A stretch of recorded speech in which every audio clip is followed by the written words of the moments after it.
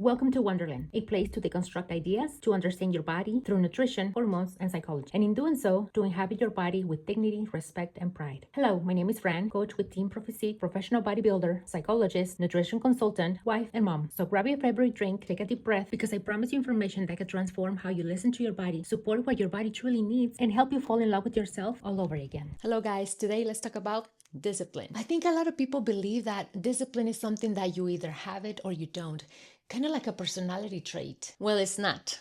It is a system. And I really want you to put thought into this. If you do not understand the system, you will keep blaming yourself for something that was never about you. Most people talk about discipline like if it's something about you being strong or weak. You either have it or you don't. You are committed or you're just lazy. But girlfriend, that is not how behavior works. And it is definitely not how the body works. When a client tells me, I just need to be more disciplined, I don't immediately think, well, she just needs to try harder. Instead, I think something like, what was happening in her body when she was trying to make that choice? Was she tired? Was she underfed?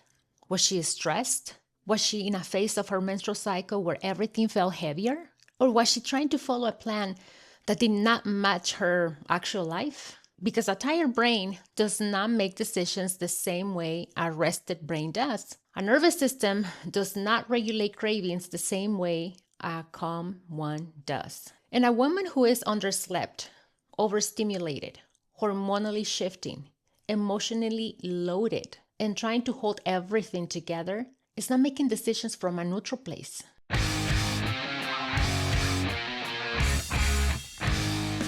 So before we call it lack of discipline, I want us to ask a better question. What is making this behavior so hard to repeat? Because discipline is not only effort, it's something that you can repeat. And that is when you start seeing things a lot differently. See, your body is not lazy. Your body is efficient. From the evolution perspective, your body was not built to spend energy just because you had a goal. Your body was built to conserve energy, to avoid unnecessary effort, to repeat what feels familiar, to seek for safety, to protect resources, and all of that helped us survive as a race. But now our modern goals ask something completely different from us. Like for example, fat loss requires a delayed reward. Building muscle asks us to repeat effort over and over again. And health asks us to be consistent. Emotional regulation asks us to pause before reacting. And none of that is automatic biology. So guess what? You are not defective. You are not broken. You are just trying to build a modern goal on top of, let's say, ancient wiring. And obviously that means that we need structure. Since discipline is something that I hear very often in the fitness industry, I wanted to look more into it. And I found a social psychologist called Wendy Woods. She's one of the leading researchers in habit formation and behavior changes. And what she found is that what we do day to day is not really driven by motivation or discipline. It is driven by patterns, context, repetition, and the environment that we keep placing ourselves into. Basically, what she says is that we perceive cues, then we execute a behavior, and then we get a reward, then we tend to repeat. We automate. And that is how the brain saves energy. It doesn't mean that you're choosing it fresh every single time. It just means that your brain has practiced the pattern so many times, so it now runs faster than your actual intention. That is why knowledge is not enough. You probably know exactly what to eat, and you probably also know exactly what are the workouts that you need to do. You can understand the plan perfectly and still struggle when life gets chaotic. Because knowledge does not erase a poor sleep, for example, and it definitely doesn't erase the stress. It doesn't erase emotional overload. It doesn't erase the fact that your old routine has been repeated for years. So instead of asking, why am I not strong enough? Ask, what is the friction? Are the snacks easier to reach instead of the next meal? Or are your workouts competing with your exhaustion? Is your bedtime routine competing with the night scrolling? Or is your morning already chaotic before you have the chance to make a choice? And most importantly, is your plan built according to your real life or some imaginary life version that you wish you had? Because that is definitely important. a lot. See, because when you have a behavior that you really don't want to do, that doesn't happen just by accident. It was kind of predicted based on the prior circumstances. And if we can see the pattern, we can start changing the system. Another interesting thing that I found when I was researching about discipline was an experiment called the Marshmallow test. And it is so famous that you are probably familiar with. This experiment was conducted in the late 1960s and the early 1970s at the Stanford University by a psychologist called Walter Mischel. He specialized in personality, self-regulation, and delayed gratification, basically trying to understand why some people can wait for better outcomes and others struggle in the moment. In the study, young children, usually around 4 to 6 years old, were placed alone in a room with a marshmallow, or sometimes a cookie or a pretzel. They were given a choice. You can either eat this now, or if you wait 15 minutes, you get 2. Then the researchers will leave the room. And what made this study famous was not who waited and who didn't, but how the kids behave while waiting. That was the important part. Some of them stared at the marshmallow and gave in quickly. Others covered their eyes, turned away, sang to themselves, or distracted their attention. Mischel realized something very important. Self-control was not just a fixed trait, it was a skill. It was basically a strategy, a way of interacting with that temptation. When they did a follow-up on those children who were better at delaying gratification, they noticed that they had better outcomes in other areas like academics, performance, stress management, and health. But also, newer research also showed that the environment and stability play a big role, not just individual ability. And that part I think is very important because it brings us back to your point. Discipline is not just about being strong. See, most people hear the study and think that was about willpower. But if we really pay attention to the kids who waited, those kids were just not sitting there suffering harder. They looked away, they distracted themselves, they created distance, they changed the moment. That is huge because real discipline is not about restricting harder. It is designing the situation better. And this is why I always say, do not wait until the hardest moment to create the plan. By then, your body may already have asked for relief. And Walter Mischel also talked about the HAT system and the cool system. The HAT system is reactive. It wants comfort now. It wants relief now. It responds to hunger, stress, temptation, fear, fatigue. But the cool system is the part that can pause, reflect, plan, and think about the long-term goal. See, these systems do not operate in isolation. They are affected by your body. When you are hungry, tired, underslept, and your hormones are fluctuating, or you're even emotionally overwhelmed, the HAT system gets even louder. And that future goal seems so far away. And that is when immediate comfort starts to feel more appealing. And then we give in. So when you are struggling, I don't want you to label yourself. I want you to study the state that your body was in. What is happening inside of you? What is happening in your environment? And what is happening emotionally? Because the same woman can make very different choices depending on the state she is in. Is it regulated or is it overwhelmed? Yes, same woman, but different state, so different outcome. And now let's bring a little bit of physiology. When stress is high, your HPA Axis becomes more active. This is your hypothalamic pituitary adrenal system, basically one of your main stress response systems. And this system helps you mobilize energy. It helps you stay alert. But when the stress becomes chronic, it starts affecting appetite, cravings, sleep, glucose regulation, mood, digestion, and recovery. So when a woman says, why can't I just stick to the plan? I want you to be really careful with this question because if her body is constantly in threat mode, you may not be prioritizing perfect adherence. Sounds fair enough, right? It may be prioritizing relief. It doesn't mean that the behavior doesn't matter. It means that behavior has a context. And if we ignore the context, we give the wrong advice. We tell her to push harder when in reality she just needs probably better sleep, better food structure, more recovery, more support, or a plan that actually fits her season of life that she's in.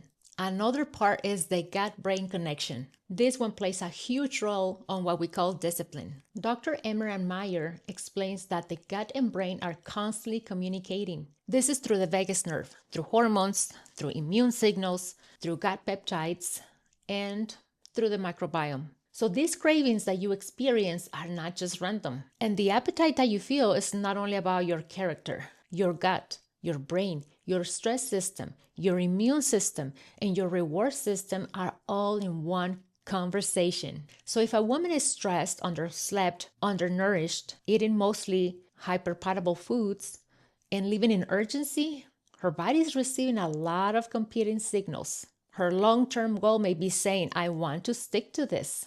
I want to stay on track. But her biology may be saying, I need relief now. And sometimes what it looks like lack of discipline is really a system under too much load. And now we have this sleep. And it may seem like basic, but it's not, but it plays a huge role on everything. See, a poor sleep affects glucose regulation.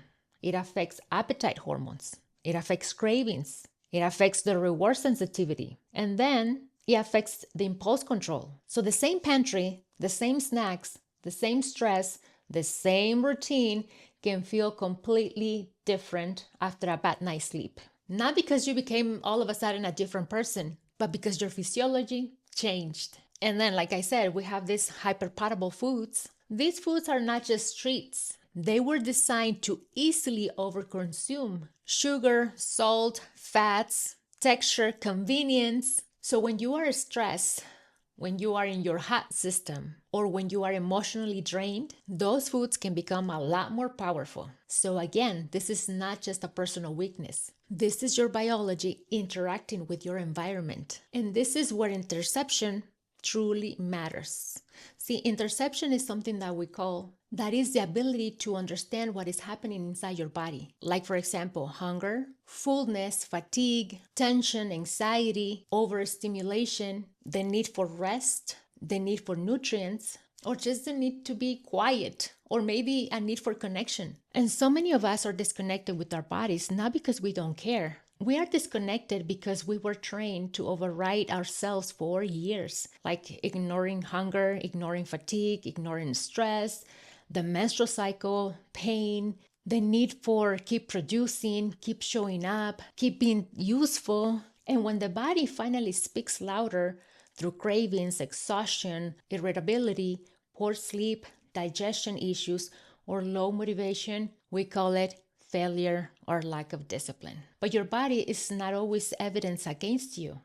Sometimes it's your body giving you information. Exhaustion is data. And this is where I found another book. It's called The Self-Determination Theory. The authors, Edward Deci and Richard Ryan, show that sustainable motivation needs autonomy, competence, and relatedness. That means that the choice that you are making needs to feel like yours. You need to feel capable of doing it. And you need to feel supported instead of judged or even alone. Because yes, guilt can push you for a while. Shame can create urgency. Fear can make you act. But those are expensive forms of motivation because they drain you while you are trying to change. Any behavior is only built on pressure usually collapses when the pressure changes. That is why punishment and discipline are definitely not the same thing. Because if you are operating with punishment, you will probably say something like, I have to do this because I do not like my body. But discipline says something like, I am learning how to support my body and the life that I want to build. Those two are completely different because one creates resentment and the other one creates ownership. And so when I talk about discipline, I'm not talking about becoming harder on yourself. I'm talking about becoming more honest with your reality. It's something like just wishful thinking, probably saying something like, tomorrow I am going to wake up as a whole new person. But if you are being realistic, instead you will ask something like, what would make this behavior easier to repeat? Versus wishful thinking will say something like, I should be able to do this no matter what. But if you're being realistic, you will ask something like, what are my stress, my sleep, my hormones, food and recovery, as well as my environment making this feel harder than it needs to be. You will not say something like, I just need to try harder. Instead, the better question is, what are the systems that I need to implement that can actually support me? Because let's be realistic, consistency does not happen by accident. I remember when I started going to the gym, it was very inconsistent because I would just go at random times if I had the chance. But then I started going at a time where I had no interruptions. I had to wake up earlier. And the only friction that I had was waking up earlier. My kids were not there to hold me back and me feeling guilty for leaving them. So the friction was very little. All I had to do was just to go to bed earlier.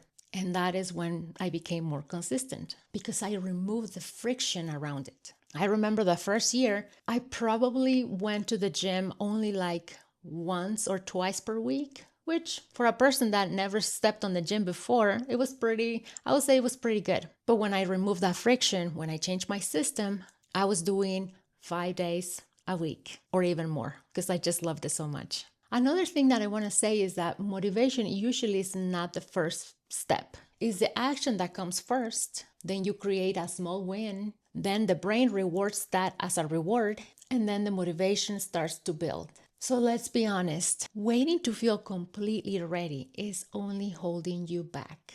The women who stay consistent are not always the women who feel the most motivated. They are the ones that learned how to begin without needing to be perfect at first. So maybe discipline is not about becoming a woman who can force herself harder. Maybe discipline is becoming a woman who is organized enough, internally and externally, to not have to fight herself every day. That may look like a meal structure that protects your energy, training that your body can actually recover from, sleep routines that can protect your brain, protein and fiber that stabilize your hunger, and an environment that makes the next step just easier. A goal that carries meaning beyond punishment, and support that helps you feel capable instead of constantly behind. Because discipline, again, is not just willpower. It is physiology, psychology, behavior, environment, identity, support,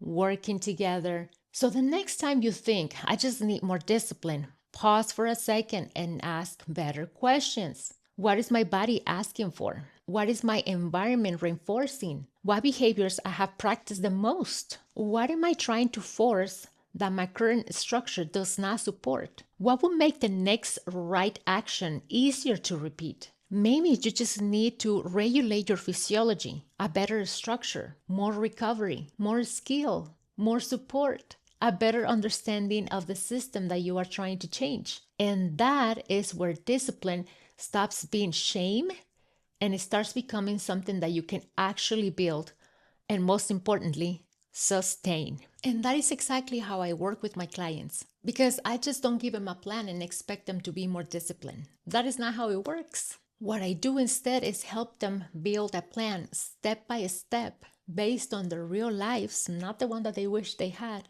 Not the perfect version, but the real life. Their schedule, their stress, their family, their hormones, their work, their patterns. Because if the system doesn't fit your life, it will always feel like a fight. I have a program that is called Regulate and Sculpt, in which everything is built around reducing that friction, externally, but also internally. And externally, we are looking at the environment. How do we make meals better to execute? How do we structure a training that gives you enough support, but at the same time, it gives you the opportunity to recover? That way you can progress. How do we organize your day so that the right choice is the easiest one to execute? And how do we remove the constant decision fatigue? But we also work internally, because as we know, the state that you are operating from matters so much. Are you constantly in stress mode? And are you relying on pressure rather than structure? Because if we don't address that, the plan just won't hold. And that is why this program is a 12-week process. Because we don't rush things, we build. In the first phase, we regulate. I look at how your body is responding right now. Your stress, your sleep, your digestion, your energy levels. And that is where we create a foundation for your body to be more responsive. We are not forcing anything just yet. We are creating the conditions. Then we transition into building capacity. We start progressing, but in a more intelligent way. Training, nutrition, adjustments, all of that based on your biofeedback. You as an individual, you as a person, not just a generic plan. And also with enough data to not react with emotions, meaning we make adjustments based on data and not just urgency or emotions. This is not about doing more. This is about doing something that your body can actually adapt to. Then we refine, we stabilize. This is where you will start seeing a lot of physical changes, but without draining you. We lock in routines so your results don't just disappear and then you have to start all over again. This is where we hold, we end the restriction, we reduce the stress in your body, meaning less cardio. So basically, I guide you out of the deficit so you can keep the results without living in extremes. So at the end of the program, you're just not leaner. You actually have learned how to live there without constantly starting over. So when I say discipline is a system, this is what I mean. We build systems that actually work for you, so you don't have to fight yourself every day. And that is where things finally start feel differently. Not just physically, but mentally too. And you will have created a new identity, one that is actually more realistic and grounded. So if you want more information, click the link below and we will get in contact with you. Just give me your basic information, name, email, that's it. And if you are new here, I would love to have you back. This is a channel where I not only speak about cardio, macros, and training, I also speak about psychology, physiology, and the real life that is shaping your health.